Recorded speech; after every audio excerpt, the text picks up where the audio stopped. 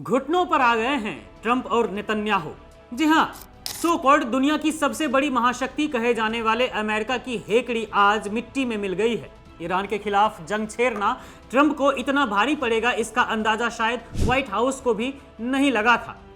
कल तक जो नाटो देश अमेरिका के एक इशारे पर नाचते थे, आज उन्होंने ही ट्रंप का साथ छोड़ दिया है। फ्रांस, जर्मनी, कनाडा और ब्रिटेन ने साफ कह दिया है कि वे इस विनाशकारी युद्ध का हिस्सा नहीं बनेंगे।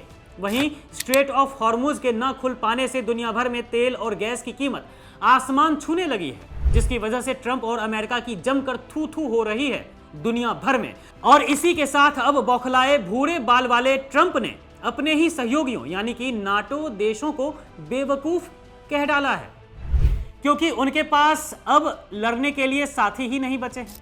अमेरिका को लगता था कि वो जब चाहेगा, जिसे चाहेगा अपनी फौज के दम पर कुचल देगा, लेकिन इस बार पासा पलट गया है। नाटो के भीतर एक ऐसी दरार पड़ चुकी है जिसे भरना अब नामुमकिन लग रहा है। फ्रांस के राष्ट्रपति मैक्रों ने तो सीधे तौर पर कह दिया है कि वे इस जंग का हिस्सा नहीं हैं। जर्मनी और कनाडा ने भी हाथ खड़े कर दिए हैं। ट्रंप ने ट्रूथ सोशल पर अपना गुस्सा जाहिर करते हुए नाटो को वन वे स्ट्रीट करार दिया है। उनका कहना है कि हम इन देशों की रक्षा पर अरबों डॉलर खर्च करते हैं और जब हमारी बारी आई तो सब भाग खड़े हुए।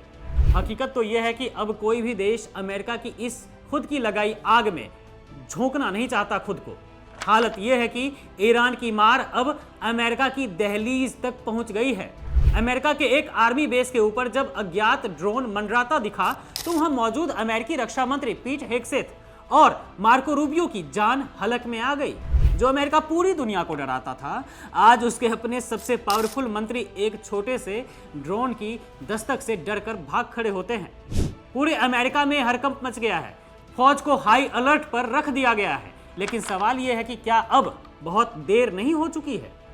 खाड़ी देशों से हजारों मील दूर अमेरिका के अपने घर में यह दस्तक ट्रंप प्रशासन के लिए किसी डरावने सपने से कम नहीं है। ईरान ने दुनिया को दिखा दिया है कि हौसलों की कोई सीमा नहीं होती। अमेरिका जितना भी पावरफुल क्यों ना हो, इसकी पोल अब इस जंग ने पूरी तरह खोल कर रख दी है।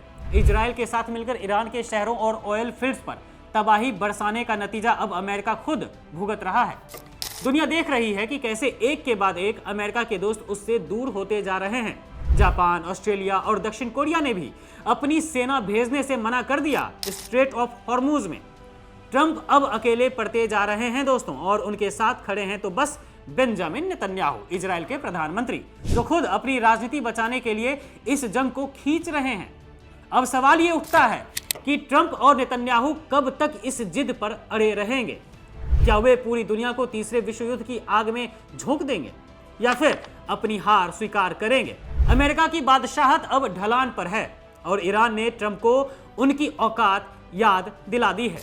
अपनों ने साथ छोड़ दिया है और दुश्मन अब घर के दरवाजे तक आ पहुंचा है। यह जंग अब सिर्फ मिसाइलों की नहीं बल्कि साख की रह गई है, जिसे अमेरिका लगभग खो चुका है।